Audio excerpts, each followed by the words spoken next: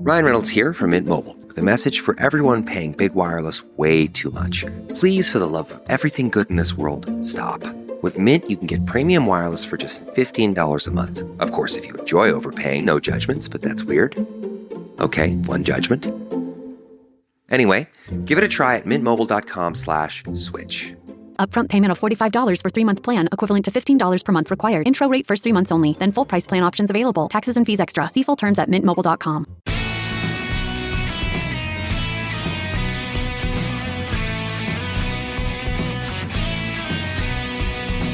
From Offscript Media, I am Matthew Zachary, and this is a very special episode of Out of Patience. And here's why.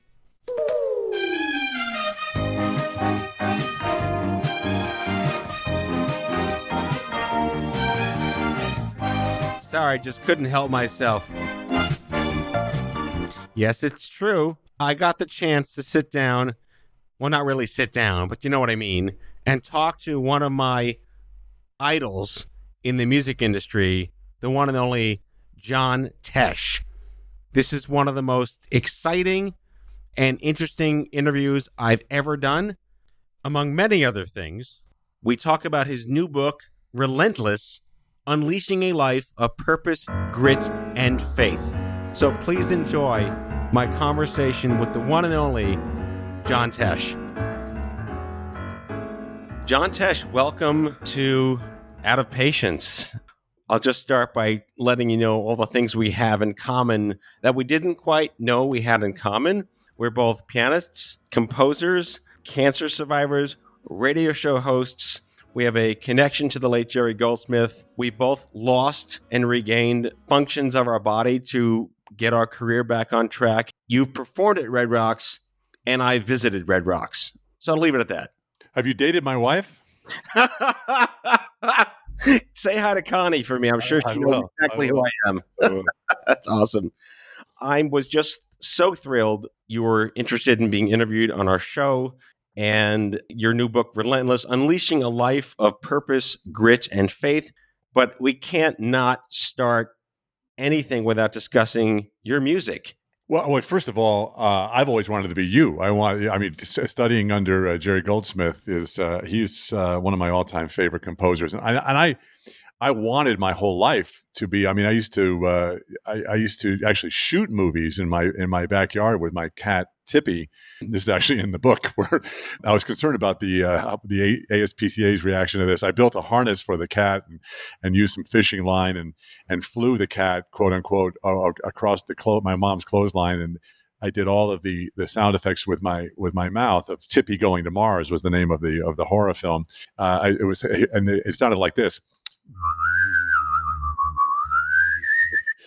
I was the original theremin, if you will. By the time I got to Entertainment Tonight, I had really a lot of people think that's where my career started, and I don't blame them, because when 23 million people a night see you anchoring the celebrity headlines, that's who you are. But for 15 years before that, I was working in local news. I was working in local news and also working at sports. And when I was at CBS Sports was when music combined with media.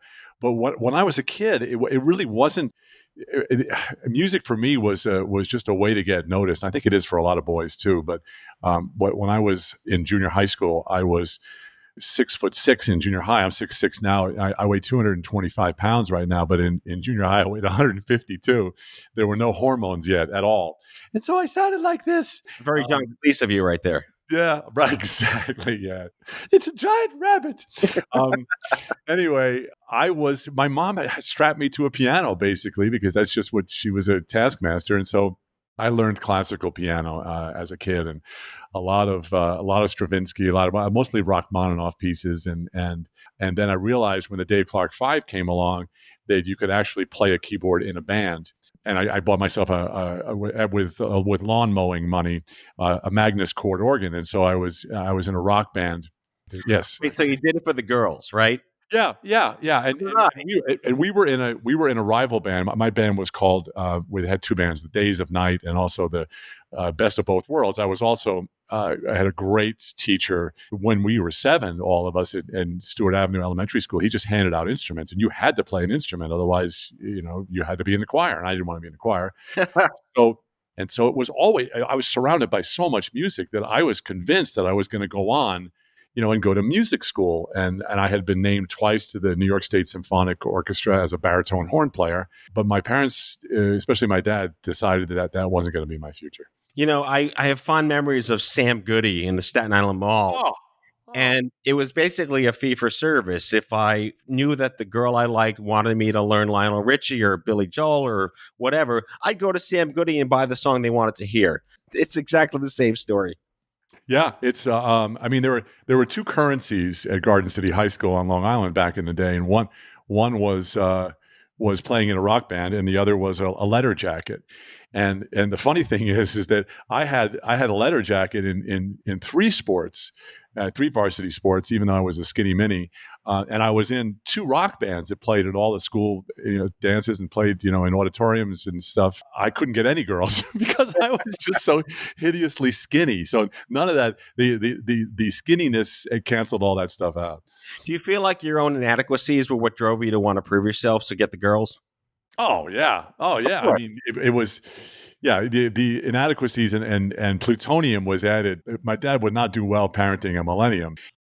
And so, it wasn't music really. I mean, he paid for the piano lessons, and he would wake me up at that's like a 7-8-year-old. I can still remember it. He'd wake me up at 11:30 at night. They'd be partying. My parents were big entertainers, and he'd drag me down, and I'd have to play, at least as much as I could remember of Rachmaninoff's Prelude in C sharp minor. And you have to shooting at the feet in the westerns. Play. Exactly. Is exactly what that was. And they tried to get me, my mom tried to get me to learn the accordion. And I remember saying to her, I said, I'm not playing anything you have to strap to you. Insert any Benny Hill theme you want after that. Exactly. Right. Perfect. Exactly. I came home one day in 6th grade. My mom played when she was a kid, and my grandma threw her piano out when she got married, because that's what apparently old Jewish. How do you throw a piano out? We came back from the honeymoon, and 2 things were missing: my dad's baseball cards and my mom's piano, which is gone. Gosh. They moved into this apartment after their honeymoon. So my mom never really got to play. She was a kindergarten teacher in the 80s, and there was a piano in the classroom. So she just kind of started picking it up. And then one day my dad's like, I'm going to buy you a little spinet as a gift for the house. And I showed up one day at home after 6th grade, and there's a piano in the house. Wow. And I was like, all right, where do you put your fingers? And my mom just showed me some Annie Get Your Gun song or whatever. And I just took to it. She's like, you're getting lessons. I don't care. You're starting here. One of the girls that I knew I'd want to play piano for to impress was already getting lessons from this really strict Juilliard graduate. I had this 180 culture flip into you're only learning classical music. And unlike you, I have sausage fingers and I can't play Rachmaninoff, and I couldn't stretch the 11 keys for Rhapsody in Blue, but I did my best with the sonatas and sonatinas. Then I found Sam Goody and the girls, and I never told my piano teacher, Bertha Mandel, that I was cheating on her with pop music. That's an amazing story. So did you want a Moog? I want to ask you, did you want a Moog? Yeah, I did. I was a huge, this didn't happen until I got into college, but in fact, the odd thing is that I'm actually friends with this guy. I don't even know how that happened, but I was a big Rick Wakeman fan. But Rick Wakeman is the keyboard player for Yes. He was my favorite multi-keyboardist. And so I had to try and get every keyboard that he had. And so when I was in New York, I had a mini Moog and what was known as a multi-Moog. I guess the real measure of a man is how many keyboards did you stack vertically to be a successful musician? Yeah. I mean, it was it's like a letter jacket. How many of the things did you have stitched on? You could do that with keyboards. I remember watching Yanni at the Acropolis, and he was surrounded by I don't know how you remember what is what. And then when I got to Binghamton, I went to school there to study music and theater, and they had a MIDI room that looked like, you could sit in the middle like a drum set and just play 40 keyboards at the same time. And it's like the ultimate multimedia, multi-sensory experience. Yeah, I mean, I know Yanni for years. In fact, we actually toured together for 6 or 7 shows, and I know a lot about Yanni. What people don't realize about, just to digress for a second, people don't realize about Yanni is that his image with the flowing black hair The mustache. and the mustache and his finger up in the air, and sort of directing everybody, and with that smile. What people don't realize, because that's such a big image, is that he's a tremendous keyboard player. And writer. I mean, if you really want the original Yanni, it was written in his basement in Minneapolis. It's called Keys to Imagination, and he really out Vangelis' Vangelis. I mean, Song for Antarctica is one of my staples that I just researched endlessly when I was writing my works in college. I had this vision to be on like the Narada Equinox label. And that was just like one of these aspirations I wanted to have. I never really wrote original piano music until I got sick. But I was writing, again, our common thread with Jerry Goldsmith. I had this aspiration, James Horner, James Newton Howard is a huge composer hero of mine, all these influences out there. And it's funny because now with this crazy COVID crap going on, everyone's rewatching the movie Outbreak with Dustin Hoffman. And that is one of the best soundtracks that Jimmy ever wrote. I scored like 3 films, and I did a cartoon show with Howie Mandel for 5 years called Bobby's World. Yes, but it didn't take long to dawn on me as I was in Los Angeles. There were people that were, including you, they were far better than me. It is people watch films and are like, oh, I really like that music. I tried to get a record deal with anybody. Back in the days of Entertainment Tonight, I started in 1986, and prior to that, I had written literally hundreds of hours of music for sporting events and themes, including the NBA basketball theme, and so I just thought, well, listen, here I am at Entertainment. The reason I took the Entertainment Tonight job was because it was only 4 hours a day in Los Angeles, and I was coming from New York, and I also realized that this is where they made movies, and this is where they made television shows. Maybe I could do something musically. And so I had all this music from the Tour de France and from all of these other big sporting events that I had written, and I basically applied to be signed to any record label, including A&M and Columbia and Arista, and actually had a conversation with Quincy Jones about this, a couple of years ago. It was very funny, and I got turned down by everybody, and realized that my only way in was to do what I watched Yanni do at Red Rocks, and I went to my wife and said, the only way for me to be taken seriously as a musician is for me to do something huge. She agreed, and we went to PBS, and PBS said, no, thank you. Basically, if you want to chart my whole life, I'm very used to no thank you. I know. It's the best motivator, though. It can be. For some people, it can be an excuse. So how did you get greenlit for Red Rocks? It's a very interesting chapter in the book, actually. Ken Cragen, who now is a friend of mine, I'm very good at cold calling people, especially cancer doctors. I'll just call them right up and say, hey. So anyway, Ken Cragen did We Are the World. He put that together, which was, as you remember, that was massive. And also Hands Across America. Then he wrote a book called Life is a Contact Sport. I'm on vacation. I pick up that book because I love reading books about decoding greatness. I always have. And I read this book, and it was about how he put that together. And his big treatise was that you need to do something big and then following it, and just keep following it up by supporting it and staying in that lane, so to speak, And so I read that, and then the same month I saw these guys. PBS had just started doing things like, I really think the big start for them with music was the Three Tenors, and then they followed up with Yanni, and I knew the data on these guys. I knew what kind of because I was still trying to sell records at QVC. That was a phenomenon. It was. Talk about an overnight success, right? These guys worked their whole lives to do what they do, and same with Yanni. But all of a sudden, Yanni went from selling 100 records a week to gold records all over the place. And so I realized that my path was not going to be a record company. I needed to start my own record company. And listen, I cheated. I had television money, right? So my wife was a famous actress. I was on ET making 7 figures, and we'd been saving money. So when I went to PBS and pitched it, they said, no, you don't have a history. And they said, if you make the special, then we'll take a look at it. Oh, God. But, right. And they still do it that to this day because they can, right? Because when they air a special, it's not like NBC where it airs once, right, as a special. PBS is an infomercial, so they, not only do they play the whole special over and over and over again for 3 years. That was Red Rocks, but they also, in between it, they're doing these pledge drives, as you know, and they're holding up the album and they're talking about your tour and all the rest of that. So that was, to me, that was my future. And so, long story short, it's too late for that right now. Yeah. Long story longer. I went to Connie and we figured out what it was going to cost. We figured it was going to be we have to take a second mortgage on our house. And we did. And we hired the 80-piece Colorado Symphony Orchestra for a month, and all of the rehearsals and 15 cameras that my friend David Michaels put together, and the budget started at $600,000 and went to $1.2 million. So we would have definitely lost everything if it hadn't worked. 4 songs in, and you can see this on the Red Rock special, but you can also you can read about it. 4 songs in, it rained like it had never rained in Red Rock. 30 years it hadn't rained like that. Of course, my luck. What happens to violin players who have $1,000 violins when it starts raining?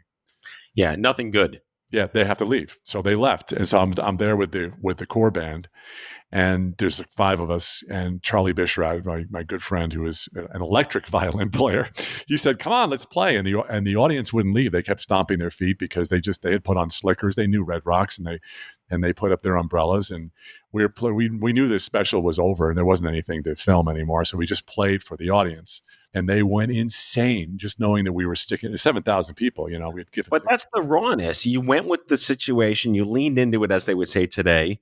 I think my favorite track from the Red Rocks original recording was 491. I learned about the greatness of appropriate percussivity from Yanni, and it's just a phenomenal song. Was that before the rain? That was after the rain. I don't write, and never have really. I mean, I've written a few pop songs, right? I really like writing linear music. So a lot of those songs, they have all kinds of movements, but you may never even hear them again, even though I'm a big fan of John Williams, And so, and writing sports music, a lot of those songs were just huge. I mean, and even before you got to the orchestra, they were huge. And then all of a sudden you got 7 trombones and 4 bass trombones all playing it, and tubas, and so it was big, and it was as big as the fireworks that were up on top of the stanchions.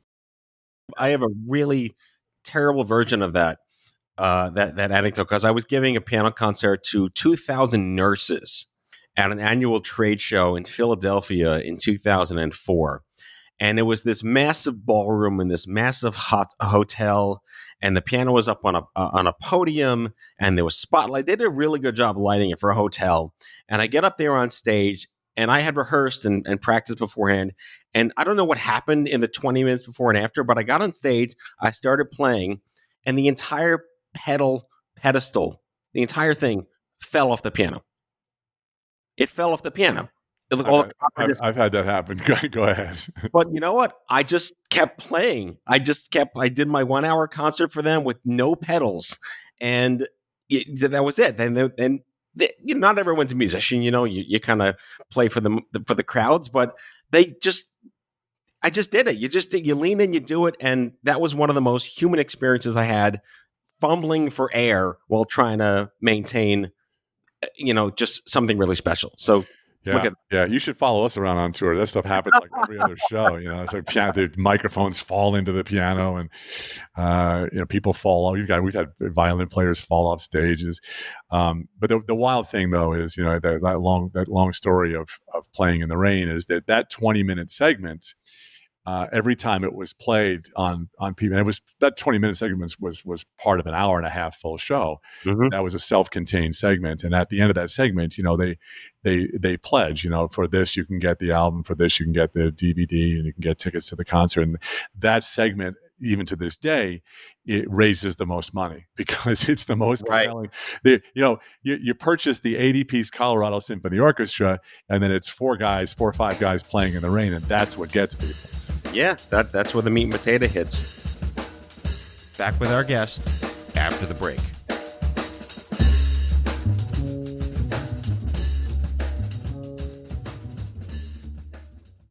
Craving your next action-packed adventure? Audible delivers thrills of every kind on your command, like Project Hail Mary by Andy Weir, where a lone astronaut must save humanity from extinction, narrated with stunning intensity by Ray Porter.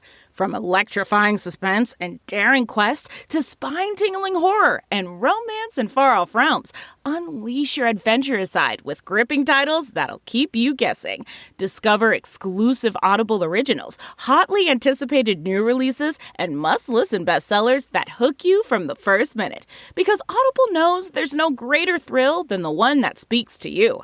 Discover what lies beyond the edge of your seat. Start your free 30-day trial at audible.com/WonderyUS. That's audible.com/WonderyUS. Are you looking for a new job or want a career change? Look no further than Monster.com. Need a little help standing out? Our expert resume writing services will make sure you shine. Want to brush up on your interview skills? Engage with our AI interview prep tool. Want some advice on negotiating your new salary? Visit our salary tools and extensive library of career advice articles, and you'll have all the tips and tricks you'll need to succeed. Visit Monster.com today and take the first step towards your career. Monster.com. Find your right job fit.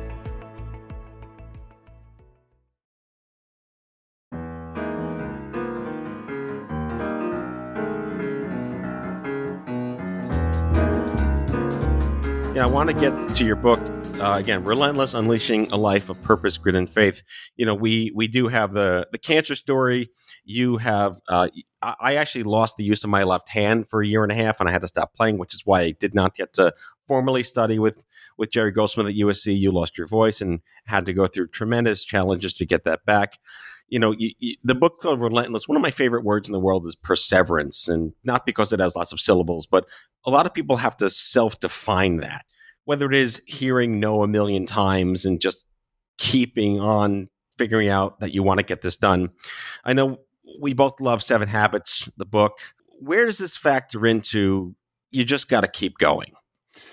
Yeah, it's hard to describe, isn't it? I mean, you and I are in a unique club, not completely unique because other people who are listening are in that club. But when you face death, right? When that moment, almost exactly 5 years ago, when the doctor told Connie, and I patted Connie on the back and said, "Hun, it's time to go make lemonade out of lemons."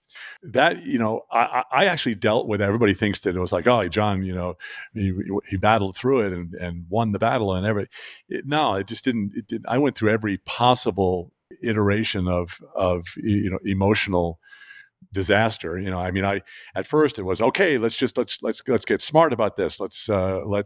Let's read Patrick Walsh's book on surviving prostate cancer. Let's call up Patrick Walsh and let's find the best surgeon. Let's find the best. And the job that we do every day is we interview experts. But then your first thought, right, is get the cancer out, get it out, take my prostate out, take all the tumors out. Blah, blah, blah. And it doesn't occur to you what the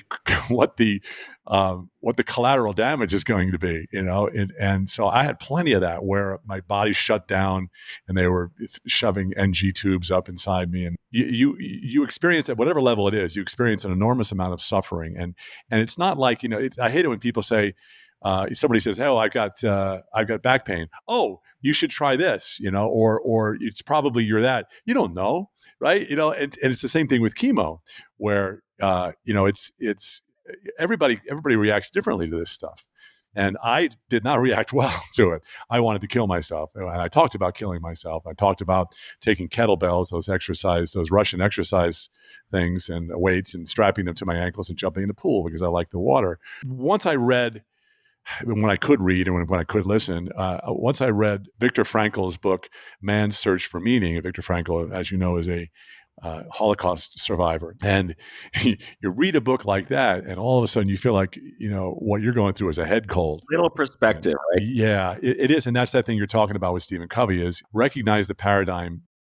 There's a chapter in the book called Pity Party, which I highly recommend because it shows what happens when you feel sorry for yourself and you don't pull yourself up by your bootstraps. Because I almost lost my family. I was drinking. I was going through chemo. I was drinking heavily. I was taking Vicodin. I was a mess. It can destroy you in a way that you don't have as a native behavior. I had the incredible blessing and fortune to meet in person Bernie Siegel. If you remember Bernie Siegel. Who was one of the preeminent cancer surgeons of the 80s. And he had the gall, by today's standards, this will sound funny, he had the gall to talk about how your mind-body factors into how well you live through cancer and hopefully beyond cancer. And he wrote a book called Love, Medicine, and Miracles. Similar to you, I just called the guy up. Like, I called up this legend and I said, hey, I don't know how I got your phone number, but I want to meet you. I have cancer. I'm 23 years old. I just want to, and he invited me up to his house, and I drove up there. We went through the book, and he taught me this idea, because back in those days, back in the 80s and 90s, they didn't tell you anything more than just the biology. But this idea of your mental health, how do you connect with communities, with people, with peers to balance out the horrors of this uprooting everything in your life? And I've never really mentioned this on the air or in any media that I've done, but there was a moment in time in like March of 96 where I was just so sick and throwing up 20 times a day, racked in pain. I lost 110 pounds of body weight in 3 months. And I had my first suicidal thought, and thankfully my only suicidal thought in my entire life. So this is where I felt it was so critical to, even 10 years later, take an active role in making sure that that crap doesn't happen to the next person, and you're in that same place now. Well, and I was 40 years older than you when I got that, when I got my diagnosis. And so I went a different way. I fought for a little bit, but then I became a cancer patient. And so what my subconscious mind did to me was, and I'll step back and talk about how I think I got the cancer. But what it did to me was saying, well, you've done some good stuff. You've been a good dad, maybe a good grandpa. And let's find somebody to replace you, like my sons replaced me on the radio. And I just behaved like I had literally one foot in the I mean, I sort of put myself into my own personal hospice, if you will. I was using different drugs to do it.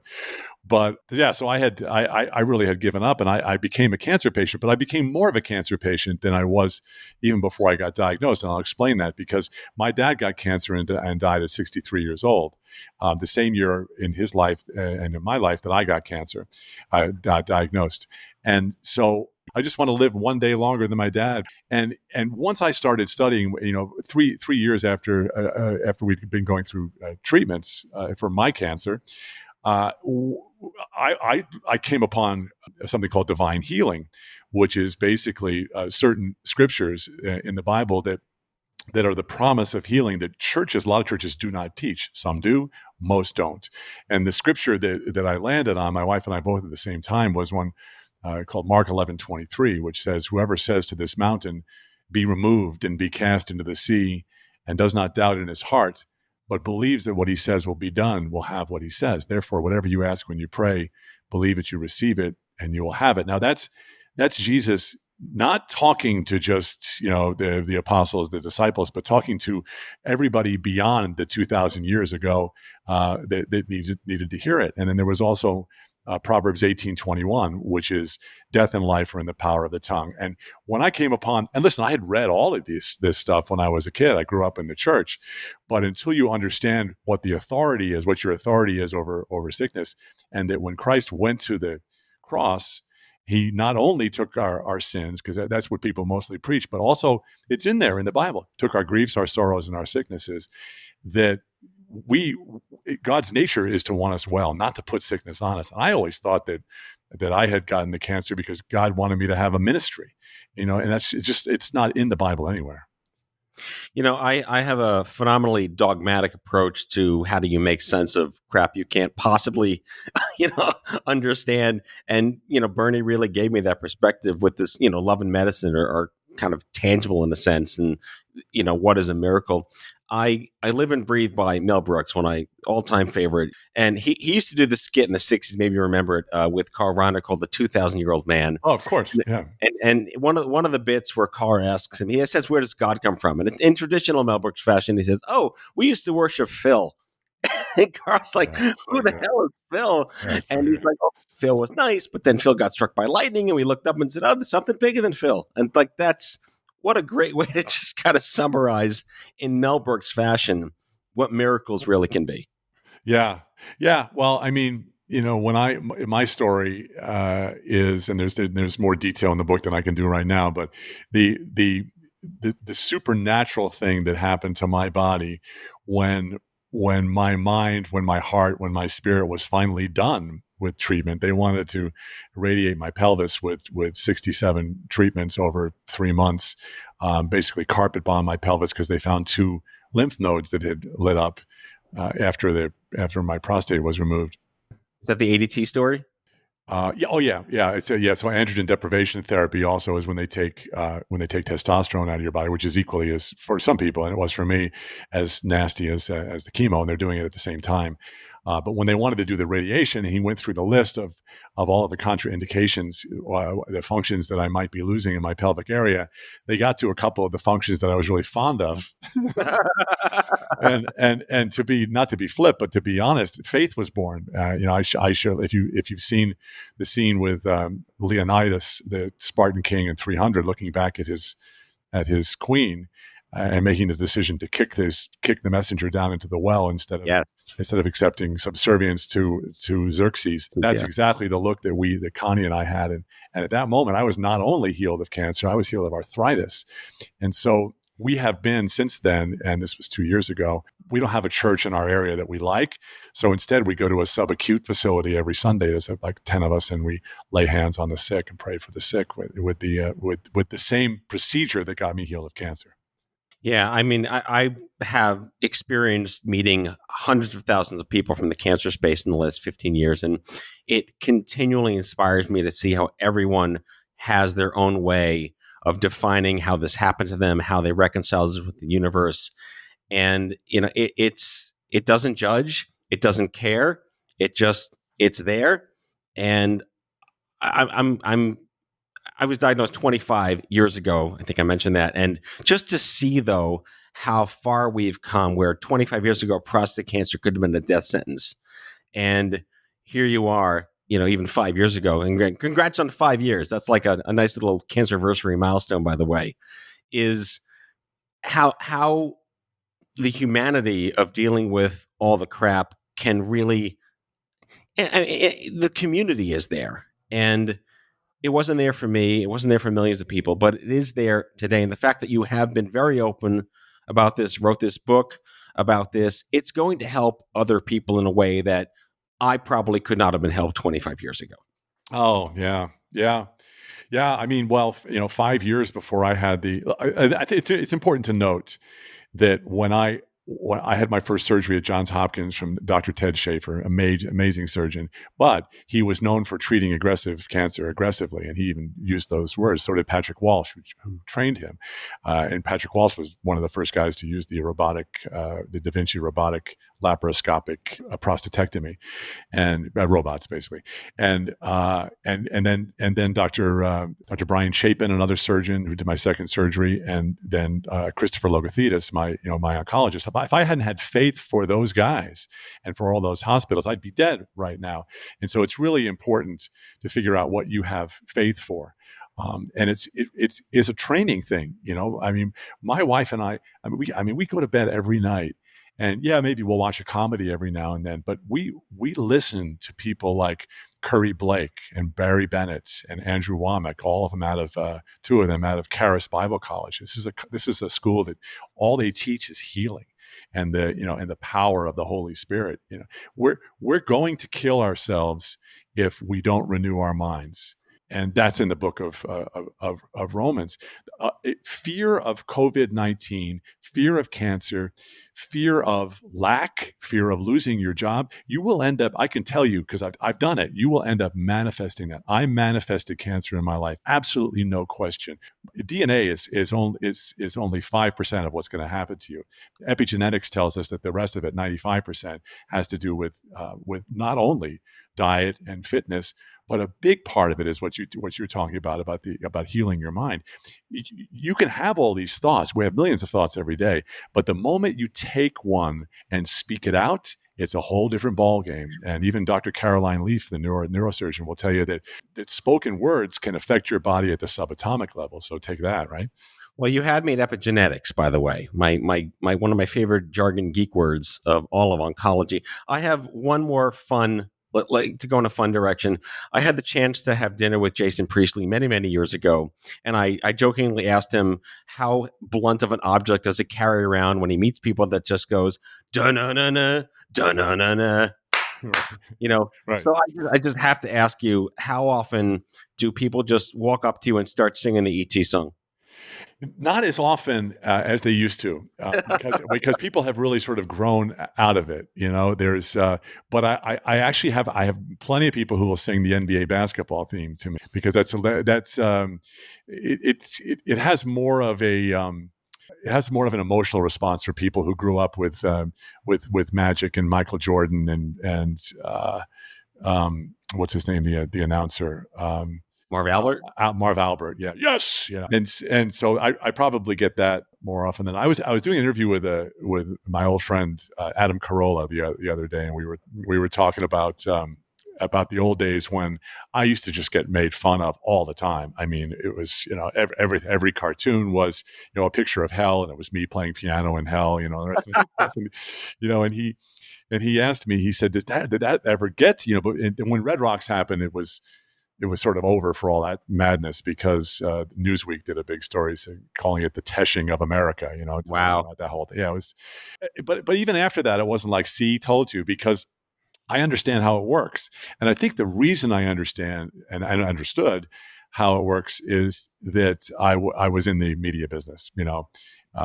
Sitting on a preeminent entertainment news desk for 10 years, covering everybody and watching everybody go through and interviewing everybody. You can see the people who don't take themselves too seriously, and you start to much prefer their attitude to the people who just don't want you to touch them with anything less than what they think of themselves.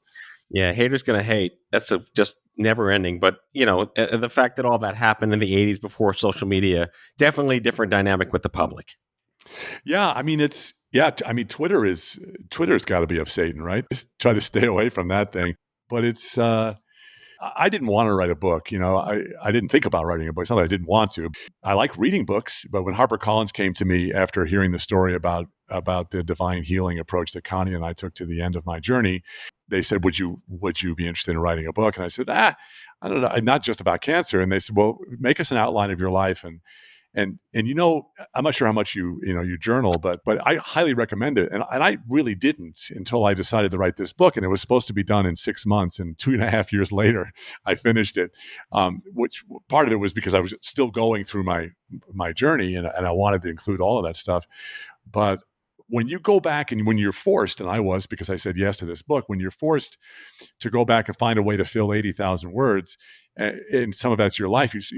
I went back and I looked at when I was 19 and a half years old, I'm in a tent because I got thrown out of school for forging a professor's name to a drop ad card. And then my father, who was shamed by my decision, he threw me out of the house, and I ended up in a park breaking concrete with a shovel in a construction crew. And then 3 years later, I'm anchoring the news in New York City at WCBS TV at 23 years old as the youngest correspondent in the history of CBS. And to my left is John Stossel. To my right is Meredith Vieira. In front of me is Bill O'Reilly and Brian Williams. And I look back at that and said, I thought that was 10 years. I look back and it was 36 months. And that's when you understand that God is there and there's a Holy Spirit taking care of you. And so connecting the dots is really a great exercise, no matter how you do it, whether it's journaling or writing a book. Yogi Berra, who's the Sherpa of life, of course, once said that, if life were easy, everyone would do it. Going back to perseverance and pushing forward and finding a way to make sense of everything that works for you and inspiring other people out there.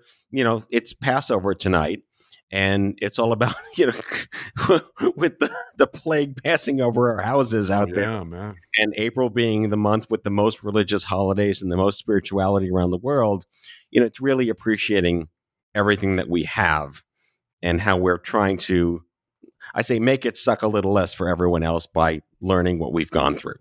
Yeah, but the other thing you have to remember, though, is since the fall, when the snake got involved with Adam and Eve, that was, that everything changed then. That was a long time ago. But since that time, we have, as human beings, been faced with suffering. And I didn't always embrace suffering. And when I read Viktor Frankl's memoir, I started to understand it.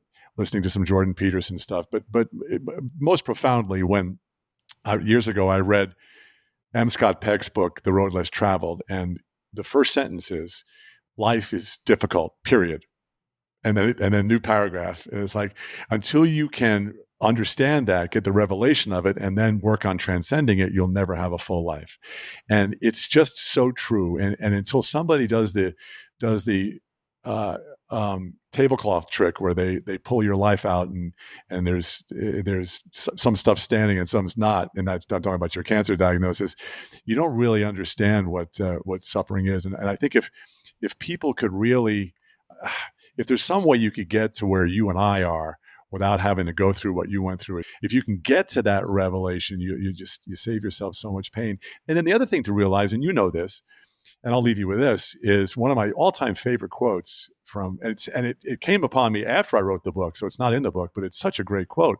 It's from Thomas Edison. It is this: most people miss an opportunity because it's dressed in overalls and it looks like work.